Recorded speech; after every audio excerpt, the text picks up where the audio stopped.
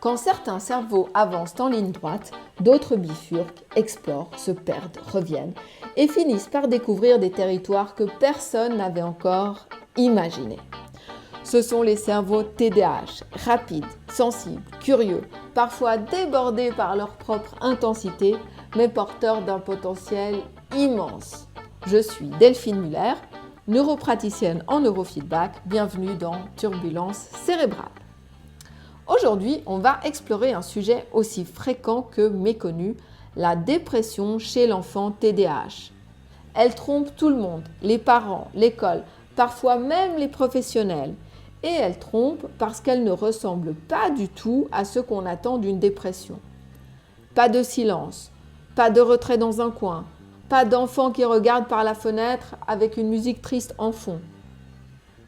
Chez l'enfant TDAH, la dépression fait du bruit. Elle bouge, elle déborde, elle explose. Si vous êtes parent d'un enfant TDAH, vous savez qu'il existe un catalogue entier de drames miniatures qui, vu de l'extérieur, ressemblent à une comédie, mais du point de vue de l'enfant, sont vécus comme une catastrophe cosmique. Je vous en donne ici quelques exemples très concrets. Le pantalon gratouille trop, la chaussette pique, la ligne sur la feuille n'est pas droite comme hier, le biscuit est cassé, maintenant il est mort, ou encore le fameux « je peux pas mettre ce pull, il fait trop pull ». On pourrait écrire un roman. Mais derrière ces scènes, il y a un message. Le cerveau n'a plus de marge. Parce qu'un enfant TDAH, même quand il va bien, passe ses journées à faire un tri intérieur permanent. Est-ce que je me concentre? Est-ce que je respire? Est-ce que j'attends mon tour? Est-ce que je bouge? Est-ce que je parle trop? Imaginez un navigateur avec 37 onglets ouverts dans le cerveau toute la journée. À un moment, ce n'est pas l'enfant qui sature, c'est le système. Et c'est là que la confusion s'installe, parce que la dépression ne vient pas calmer l'enfant, elle vient l'épuiser. Un épuisement qui donne l'illusion, parfois, d'un TDAH plus sévère. Quand un enfant va vers une dépression, il ne rebondit plus après la crise. Il reste triste, il s'isole, il s'efface, il dit « je suis nul, je ne sers à rien, tout le monde me déteste ».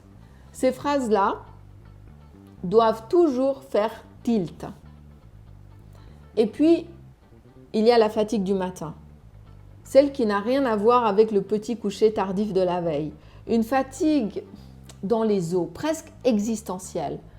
Vous demandez « ça va ce matin ?» et il répond « non, je suis fatigué de la vie ». Ce n'est jamais une phrase anodine. Les plaintes corporelles sont un autre indice. Le ventre, la tête, les jambes, tout ce qui n'a pas les mots pour dire « je souffre » parle à la place. Et au cœur de tout cela, il y a un outil extraordinaire, l'humour complice. Pas celui qui minimise, celui qui détend, qui apporte un peu de jeu dans un moment chargé.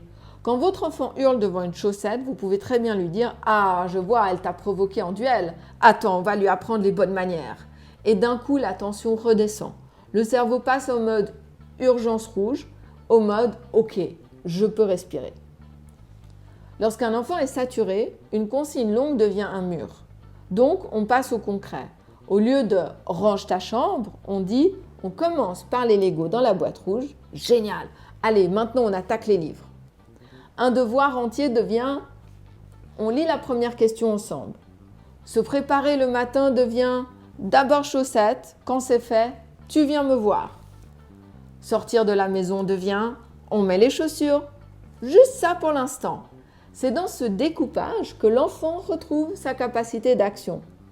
Parce qu'il a besoin de victoires visibles, pas de sommets inatteignables.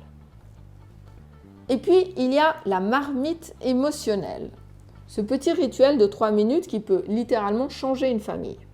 Imaginez la journée de votre enfant comme une marmite dans laquelle tombe un cri dans la cour, un exercice difficile, un copain qui n'a pas voulu jouer, un bruit trop fort à la cantine, une transition mal gérée, une remarque blessante.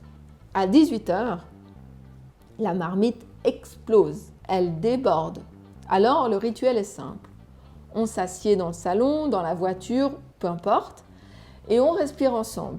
Et puis, on demande 3 choses. Qu'est-ce qui t'a fait sourire aujourd'hui? Et puis, qu'est-ce qui t'a pesé? Et s'il y avait un moment où ton cerveau a été trop plein, ce serait lequel? Certains enfants répondent 2 mots, d'autres parlent pendant 10 minutes. Certains grommellent, mais reviennent le lendemain avec quelque chose à dire. Ce rituel apprend à l'enfant à vider sa marmite intérieure avant qu'elle n'explose. Et à force, il se met même à anticiper. « Attends, j'ai quelque chose à dire pour la marmite !» C'est doux, c'est simple et c'est extraordinairement régulateur. Et quand les signaux durent, demander de l'aide n'est pas un aveu d'échec, c'est vraiment un acte d'amour.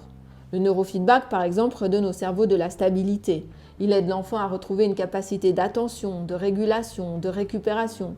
Ce n'est pas magique, c'est un rééquilibrage. Et avec ça, l'enfant retrouve un terrain intérieur plus serein, un terrain où il peut recommencer à jouer, à apprendre, à rire, sans être en lutte permanente contre lui-même. Au fond, un enfant TDAH qui s'agite, explose, pleure ou s'épuise n'est jamais un enfant difficile, c'est un enfant débordé, un enfant qui fait de son mieux avec un système émotionnel trop plein. Quand on comprend cela, on devient un phare pour lui. Pas une barrière, un phare. Un cerveau TDAH n'a pas besoin d'être corrigé. Il a besoin d'être compris et piloté avec intelligence, humour et bienveillance. À très vite et d'ici là, gardez votre grain de folie, c'est souvent là que le génie se cache.